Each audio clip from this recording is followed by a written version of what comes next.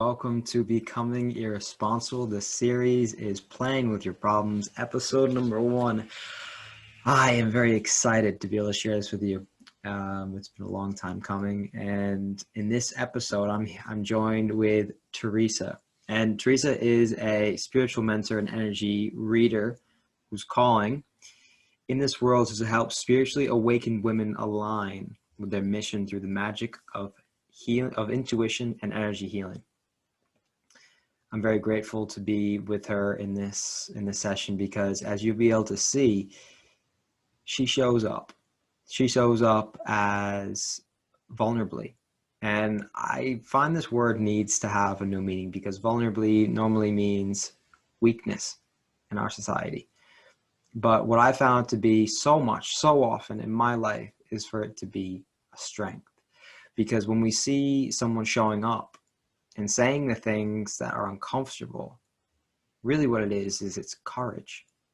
And we can't have courage without vulnerability, because to say the things that are uncomfortable brings in fear. And if there's fear, then we can be seen for who we are, and that can make us vulnerable. And in sharing that, wow, that shows incredible strength. And the courage to be seen for who she is powerful. And so I hope you can see that as much as I did. And around 4 minutes and 40 seconds in, there was a moment of courage where I asked a question and I could see it was uncomfortable. It was an uncomfortable question. And you could see Tereza thinking about it and feeling into it. And yet she stayed. You know, of course, many times we can just run. We can leave our problems, somewhere where we don't have to look at them. And she continued to stay. And what I want you to notice is the change that she made, the change that was present in her. It was beautiful to be able to see. And I hope you're inspired, as I was, by how she was willing to look at this problem in a different way. I hope you enjoy. And we are live. How are you, Tereza? I'm good. Thank you for having me. Yeah, thank you for being here. It's a pleasure. Thank So you. getting straight into it, what's your problem? So I was trying to think hard about this, like what would be a good thing to bring on the podcast. And then, so recently I've been experiencing this like feeling of, am I worthy of receiving the abundance I'm calling in and therefore manifesting? Mm-hmm. So that's kind of what I would like to reflect on today, the worthiness around receiving. As well as why, as humans, have to make it so complicated at times. Okay, so can you explain more what that's like, so I can get a better understanding? So it's like from a spiritual perspective. If you are a spiritual person and you're into the law of attraction and everything like that, you know that, okay, my thoughts and my feelings will help me manifest the reality I desire. And then the second it actually starts happening, our ego can sometimes go like, oh, wait a second.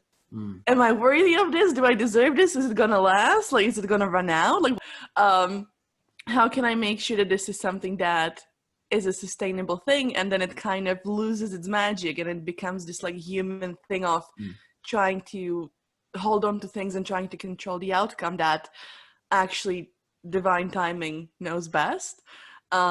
So it's almost this like feeling coming from the ego and the humanness of who we are of, oh, wait a second, this feels almost too easy, because as humans we're quite complex. So obviously we think that, oh, it can't just be that easy. I can't just have whatever I want and whatever, I think of and whatever I am embodying. And then we kind of get in our own way of slowing down the manifestation. Yeah. Okay. I like that. I'm glad you explain that a bit more, because worthiness tends to have can have all different kinds of experiences with different people. I'd like to, from the very beginning, offer a challenge to you, and this is, rather than saying we or you. So a lot of times we can do, as in the universal we, is we can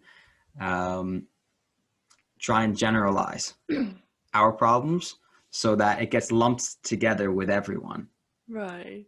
And I catch myself doing this all the time. I'll be like, yeah, you just know when you're feeling kind of tired. And it's like, I'm I feeling know when tired. I'm feeling tired. Yeah. So Right. I'm gonna put a playful challenge to you to say I rather than we or you. So it really takes ownership of this. That is your problem. Okay? Okay. All Yeah. right. So what I heard you were saying was that you have this kind of almost on a seesaw, this duality of trying to let go of control and at the same time not being able to let go of that Yeah, control. pretty much. Yeah. I'm gonna play here with you because I think you're lying. Okay. Yeah. And the reason I say that is, do you think you need to let go of control? To an extent, Mm. Do you think that you need to control it? no. No. Okay. So then if you don't need to control it, why are you controlling it? I feel like that's something, I was going to say I feel like that's something I Mm. have been conditioned to do. Okay. Yeah. Okay. So I want you to try and convince me. I want you to try and convince me why this is something so important that you need to hold on to. This conditioning.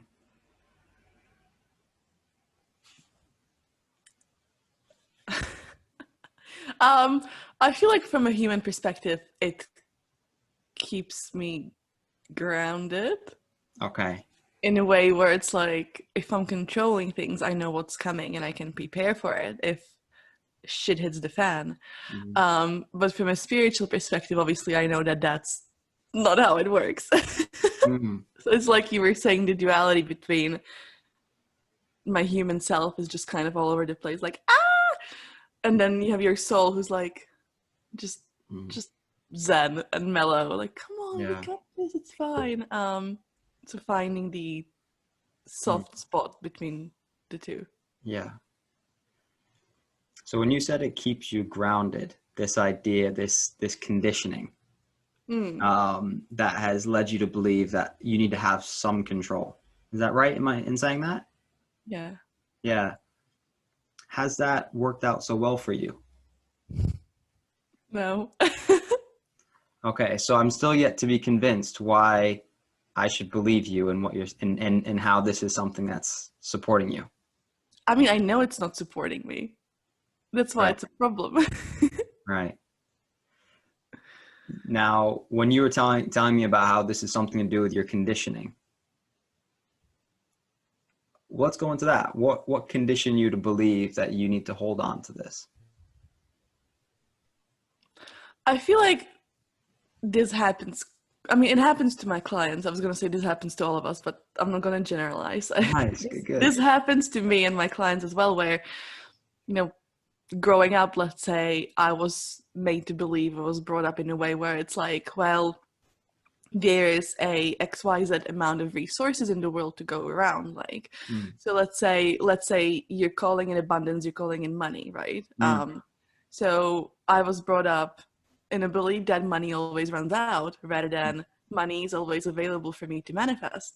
mm, And therefore, it never runs out because I am a spiritual being having a human experience and I am capable of mm, calling in whatever I want. Um, so I feel like when I was conditioned, I was gonna do it again. I was gonna say, I feel like when you, I feel like when I was conditioned in a way that ultimately tells me that what I'm doing now mm, is irrational or pretty much goes against the beliefs in which I have been brought up and the beliefs that society has kind of tried to make me believe for 21 years until I started spiritually awakening, then that's where I feel like mm, the crash kind of happens of. mm. Does it make sense? Yeah, absolutely. So what I hear you saying is it doesn't make sense to you. You can tell, you can see that this thing that you're holding on to doesn't make any sense. Yeah. It isn't a part. It isn't supporting you. Mm-hmm. Okay. Let's take a time machine, Okay. and we're gonna go 3 years into the future. And in this time machine, you're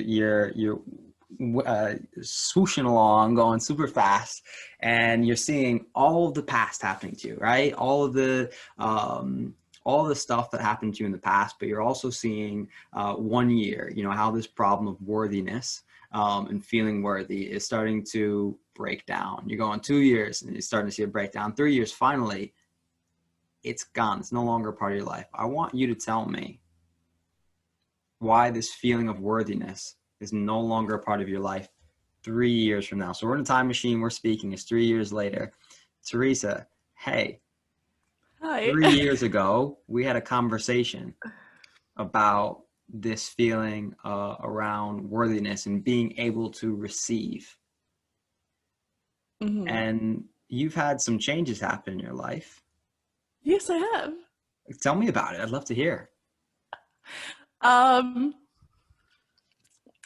Let me reflect on the past 3 years. Please, and take your time with it. I bet it's exciting. I'm on the edge of my seat.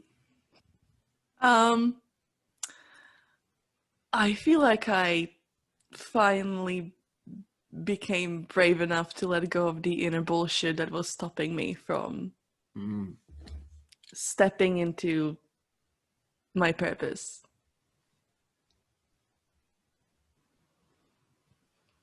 So I'm noting that down. So you said brave enough. You became brave enough that to overcome your inner bullshit. I Yeah. like that. Surely that's gotta be some saying that some monks use. Inner bullshit that has been holding you back. Yeah. Mm.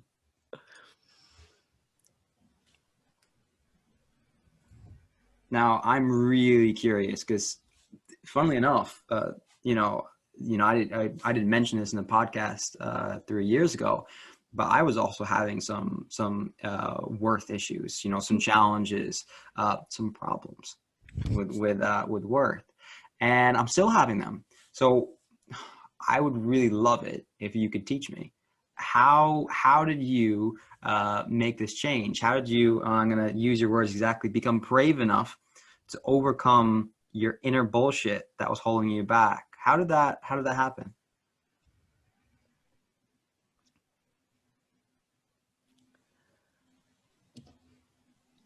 I realized that it was actually up to me to make the decision, a Mm, conscious choice of this is something that no longer serves me. And if I'm actually wanting to go in the direction that my soul is wanting to move towards, then this is something that I'm going to have to let go of and leave in the past. mm-hmm, And I know that I am the creator of my universe, therefore, I am capable of releasing and letting go of anything that I know doesn't serve my highest self. And then I started reflecting on every single choice I made up until now in the past 3 years. And whenever I was faced with a choice to make or a decision to make, I asked myself, does this support my vision of moving forward, or does this belief support my past conditioning? And then I moved in the direction of the vision that I had for myself and my future, which is in alignment with why my soul has come here into this world. mm, And then I just trusted and trusted and trusted that that would eventually lead to even more alignment and even more enlightenment and even more abundance. And then I just did it all over again and again and again and again until it became a subconscious belief of, well, this is how things actually are. And I never have to question it ever again. mm. So it almost became like a mindset legacy that I'm going to get to keep a hold of for the rest of my life. And therefore I've turned the challenge into something that is going to serve me and my soul for as long as I'm here. But I don't know where that came from. Oh, it came from the truth of who you are. Yeah. It's a really helpful exercise sometimes to imagine the person who we are and in many years ahead, because sometimes we believe that's how long it will take. It's so simple to say, oh, well, that could be me in the future, but that can't be me now. Now I'm going to play with you more. And I'm going to put out the question, okay, if that is all truth in 3 years, that's all very possible. That's all things you've done. I kind of saw you light up. You said you didn't even know where it came from. Now, I bet and sometimes we have problems. I have problems. We tend to create great excuses for not allowing ourselves to see the solution. And you had said, I don't know where that came from. I bet it was being willing to look at something that you hadn't otherwise given yourself the opportunity to, because we have a desire to hold on to this problem. And I say we, generalizing. So what is the difference? We've now taken our time machine back in an effort to try and make the world a better place by changing ourselves. And we've taken a time machine back, almost like bodhisattvas, and we're going back in time to help humanity. And you're now saying, well, I want to ask you the question. 3 years ago, we're now in the present. What's the difference between you thinking that this problem has been overcome and now? I don't think there is a difference. I think it's just mindset. Okay, so when I had said to you before, I think you're lying to me. I was. Yeah. Not consciously, but Yeah, absolutely. That's where we all are. That's who I am with my problems. I have a number. Fortunately, I'm on this side and I get to talk to you about yours. We'll switch after. Yeah, absolutely. Okay, so now in being consciously truthful, because it's a challenging thing, and let me know how you feel about it. It's a challenging thing to take ownership of a problem, to say there's no difference between the future and this problem being solved and now, where it's not necessarily solved. So speak to me from the place that, what solutions can you can create?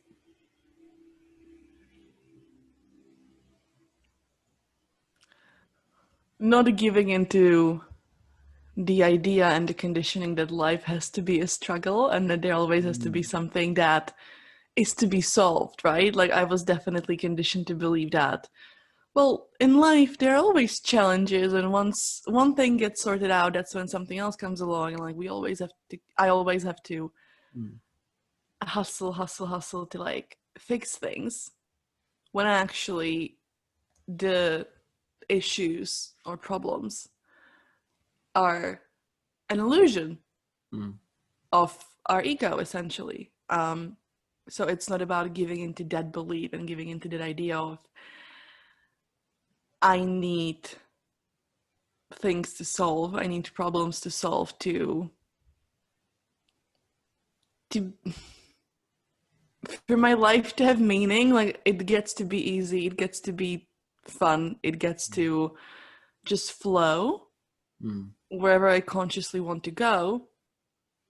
Yes, challenges might arise, but I know I have the mindset of working through them and releasing them with love and light, rather than hold on to them and kind of ask myself, oh, what can I do to fix this? Rather than doing that, we can just observe them and ask, how is this allowing me to go deeper into my healing journey? And how is this allowing me to get to know my inner child on a deeper level? And how is this actually serving me in seeing what patterns and beliefs and conditioning no longer align with where I'm at and where I'm going? Okay, beautiful, beautiful. I want to make this really simple because there are some people who may be listening to this and think, what is spirituality? What Right? What is she on about? Yeah, what is she on about? What are they talking about? Is this a different language? Are they really strange people? Um, Yes. and how do I get away from them? How do I avoid them at all costs? Because they're talking. So I would love it. We're going Zoom. We're going right back into the future, 3 years from now, and you're doing a talk right now. We're actually doing a webinar, and there are like 20, 30 people on this webinar right now, but we can only be seen. I would love it, and take your time with this, if you could give sort of 3 tips on the mindset shift that you created or that you have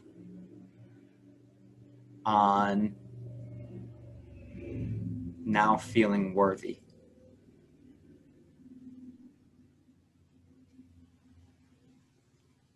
I'm gonna pretend like it's a TED talk. Um, Yes, please. I'm ready to be inspired. Okay, I'm sitting back.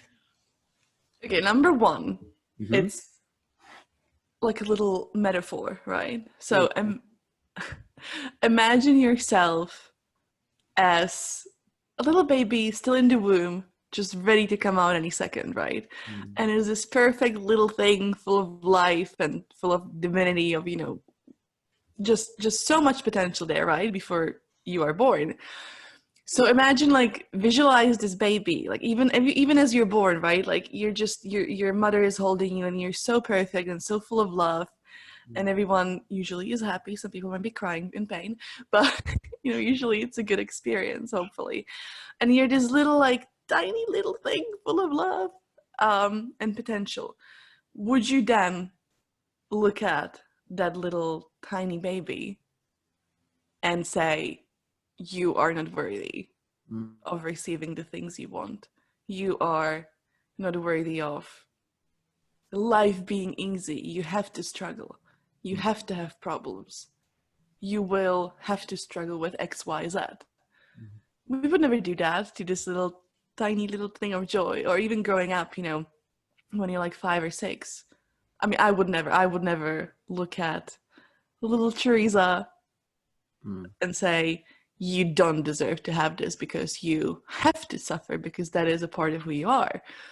So now imagine you doing that to yourself. And when you talk to your human self, when you talk to yourself right now in this very moment, the way, that you would never speak to yourself as a child, or yourself, when you were born and you're this little thing full of love, that's what you're essentially doing, because that little part of you is always with you. It's so deeply integrated into who you are. And by telling yourself that you are not worthy, you're actually saying that to every single part of you that you've ever been. And therefore even deeper integrating the thought of, I am not worthy, because you are the thing that's standing in your way. I love that. Yeah. I love that. Yeah, very, very interesting put. And now we're gonna do a little role reversal in a way. I'm gonna play with this, and I want you to now imagine that you were listening to that. That you were listening to yourself speak. So you were one of the audience members. What did you hear that you needed to hear the most about your challenge, your problem with worthiness? Just don't be your worst enemy. And that you have the power to... You or I? I I have the power to decide that this is no longer a language that is acceptable, and this is no longer something that I am open to. How are you looking at your problem now from when we first started? No, it just makes me laugh. And this is a beautiful thing that I want to share with you, but more so to the people who are listening. Problems are only problems when we deem them to be problematic. You know, in the same way, an awkward conversation is only awkward until someone makes it awkward. You know, for some people, talking about money can be very awkward. For some people, talking about sex can be very awkward. But it's only until we decide that, this is a problem, that it becomes one. And so at the very least, if you're able to laugh at your problem, hey, it's not so big and powerful anymore. And all of a sudden, this idea that we wake up and think, I'm not feeling worthy, that's not really a problem, even if we can laugh at it. It's like this monster. I swear I can remember some kind of movie depicting this, some kind of kids movie, but it's like the difference between, if you've ever seen Monsters Inc., seeing, what is it, Sully, shouting at you and making, scaring the kid, and then seeing Mike Wazowski, and he's got, one eye, and he's like tripping all over himself. And it's like turning Sully into Mike Wazowski. And our problems no longer become this big, scary monster. They become, okay, that's there. I can look at that. I can deal with that. I can be with that. And that's the beautiful thing about what I've just heard you say and seen you experience. I love that. Beautiful. Well, Tereza, it's been a pleasure. Thank you so much for joining me on this podcast, Playing with Your Problems. I wonder if you have any last statements to share about tips for people in problems of worthiness, or anything you'd like to share to finish this. Well, first of all, thank you for having me. And some final words or tips would be to... Or just general tips about the way you live your life. Yeah. If there was like can I say you now, or do I still have to say I? You can say whatever is truth to you. You go for it. If there was so to whoever is listening, if there was a second part of you who already is where you want to be, and who is this like strong, powerful, all-knowing version of yourself, what would they tell you to do? What guidance would they give you? And this is something that has really helped me whenever I face any challenges, to feel into, I like to call this my higher self, and ask, okay, well, what would she do? This is a Tereza without the human conditioning, the Tereza who sees the power of her future. What would she do today to show up in a way that supports that part of herself? And this is something I can visualize on, meditate on, journal on, right? I like to journal and things like that, and kind of almost like pave the way for myself. Yeah, those were my final words, and thank you for having me.